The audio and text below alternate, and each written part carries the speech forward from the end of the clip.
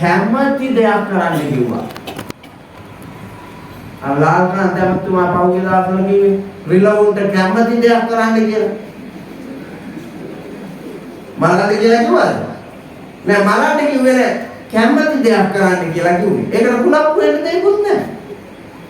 රිලව් වල සූප්පුව ගාලා බෝතලයට කිල්පෝ වන්න කැමතියෝ කිල්පෝ අපියා. ඒකෙන් දෙන්නේ කැමති දෙයක් කරන්න කියලා. තොටිල්ලේ දාලා නලව ඉන්න කැමතියෝ නලව අපියා.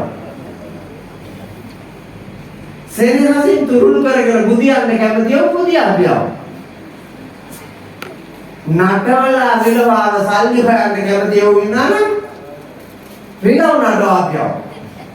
නෑ කැකිරි පිපින් නයිටෝනට වඩා වර්තමාන ලාභයි. එහෙනම් උඹලට කැමති දෙයක් කරගෙන උඹලගේ පුද්ගලික ආරක්ෂාවේ අයිතිය මහත්ය මිනිහෙක් මහත්යත් අයිතිය තියෙනවානේ දඬු නීති සංග්‍රහයේ. 89 වගන්තියේ ඉඳලා 99 වගන්තිය දක්වා දඬු නීති සංග්‍රහයේ තියෙන පුද්ගලික ආරක්ෂාවේ අයිතිය. තමාගේ දේපල තමාගේ ජීවිතය ආරක්ෂා කර ගැනීම සඳහා ඔබට මිනිහෙකුගේ මරණය දක්වා ක්‍රියා කිරීමට අයිතිය ඇත. ඒක නැත්ද?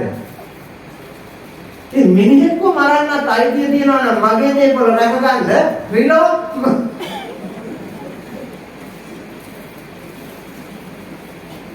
පරිසරවේදී උඩ පයින්නකොටම අල්ලාගෙන වුන් ටික මේක ඇත්ත ඇති සැටියෙන් පෙන්වනවා නම් මොකද වෙන්නේ? රටේ එළුව මරනවා, ඌර මරනවා, හරක් මරනවා, කුකුළු කෝටි ගාණක් මරනවා, මිනි මරනවා. මේ ඔක්කොටම විරුද්ධ නැති පරිසරවේදියා රිලවට විරුද්ධයි පුතෝ. මේකගේ අම්මා පදමංගන්නේ. සමාජයේ යන දිශාව බලන්න. කම්මැලි කුසීත જાති අනුමත කකා ඉන්න අය. අනුමත කකා. ඒ නිසයි බුදුහාමුදුරුවෝ අනුදැන වදාලේ දිව්‍ය නැගිටින්න සත්භාවයෙන්. දිව්‍ය නැගිටින්න සත්භාවයෙන්.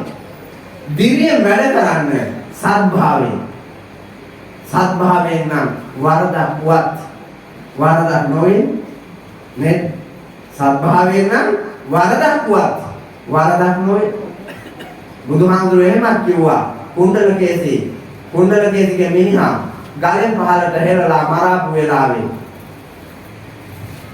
වරදක් නොවන වරදක් කළේ කියලා. වරදක් නොවන වරදක් කළේ කියලා. පුද්ගලික ආරක්ෂාවේ අයිතියට මරණයෙන් බේරෙන්න තමව මරන්න කලින් විරුද්ධවාදියාව තල්ලු කෙරුවා. සතුරාව තල්ලු කෙරුවා ගලෙන් පහළට.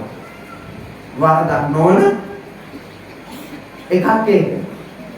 ඒ වරදක් ඇයි? මනුස්ස ඝාතනයක් කොට සංසාර ගමනේ අකුසල කර්මයක් කරගත්තා. සසර විපත්තියක් කරගත්තා කියලා බුදුහාමුදුරු අනුදැනුවා. එහෙනම් සත්භාවයෙන් නම් කමක් නැහැ. මැරිනොවි වැඩ කරන්න ඕන සත්භාවයෙන්. අසත්භාවයෙන් නම් කම්මැලි නැතුව හොරා කන්න පුළුවන්. කම්මැලි නැතුව අරක්කු කරන්න පුළුවන්. කම්මැලි නැතුව ස්ත්‍රී දූෂණ කරන්න පුළුවන්. කම්මැලි නැතුව අල්ලස් ගන්න පුළුවන්. මේ විදිහේ පුතා නොහොබිනාකම් කම්මැලි නැතුව කරනවාට වඩා බුදුරජාණන් වහන්සේ අනුදැන වදාළේ සත්භාවයෙන් දිරිය වඩන්න. අධ්‍යාපනය ලබන වයසේ කුමර කුමරියන් හැටියට අධ්‍යාපනය ලබන්න. තරුණ වයසට එනකොට දිරියම හම්බ කරන්න. මැදියම් වයසේදී ඒක කළමනාකරණය කරන්න. මහලු වයසේදී කළමනාකරණය කළ ලෝකයේ දිහා බල සතුටින් මියදෙන්න. සතුටින් මියදෙන්න වීර්ය වඩන්න කිව්වා. කම්මැලිකම අපායට යන නිසා. ඊළඟ කාරණේයි කාරණා දෙකක් තියෙනවා. දෙකම තියෙන්නේ විනාඩි 5යි. මං ආයාසයෙන් වඩා වීර්ය සමතලා කරන්න බලනවා. ඝනකම වැඩි වාගේ නම් ගෙදර ගිහිලා තුනී කරගන්න ඉතුරු කරලා. හතරවෙනි එක උද්දච්ච කුච්ච විතර කරන්න එතන වෙලා ගන්න ඕනේ උඩමුකම විනාශයට මුල. උඩමුකම විනාශයට මුල. මාත්‍ය මේ ලංකාවේ තියෙන එක. නේ? දේශපාලන ක්ෂේත්‍රයට ආවේ උඩමුකම. ඒකනේ තාත්තට වැඩි බලය පෙන්වන්න පුතා යන්නේ. තාත්තා දේශපාලඥයා. පුතා ඉස්කෝලේ ශිෂ්‍යයා. හැබැයි ඇමතියාට වඩා බලය පෙන්වන්න යනවා ඉස්කෝලේ ඉගෙන ගන්න පුතා. එව්වෙන් තමයි විනාශ වෙන්නේ. එව්වෙන් තමයි විනාශ වෙන්නේ සමාජය. මම මේක තමයි කිව්වේ. කවුරු හරි කමක් නැහැ. මේ සමාජය නිවැරදි කරන්න පුළුවන් නම් ඒ ගොඩේ මාත් දෙන්න.